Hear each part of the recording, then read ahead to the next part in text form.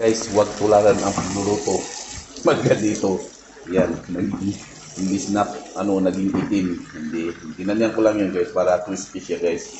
Ganito kasi ang langgonisa pag meron siyang asukal guys. Pag yung langgonisa nilagyan ng asukal, magiging ganyan siya ang pagluluto mo, parang siya. Pero ang yan, ang diskarte niyan, dahan-dahan mo siyang lutuin guys. Para sa mga bata diyan na yang ay rich kid, pag hindi pa nalaman, pag may asukal madaling yan, mangitim. Kaya akala niyo pero pag sa loob niyan, pag binuksan mo yan, ang sarap niyan. Tapos ang pagluluto mo diyan, yan ganyan apoy. Tapos saka mo ganyan-ganyanin, yan.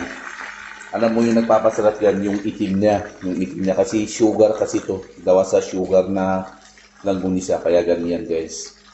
Huwag kayong magtaka na nangingitim siya. Gawa siya sa asukal. Sweet langgunisa kasi itong nabili ko kahapon. Kaya ganyan. Yan. Kain pa tayo mamaya guys. Yan. Pagyan na po, langgunisa. Ka-food hunters natin yan Food Hunters Vlogs. Yan.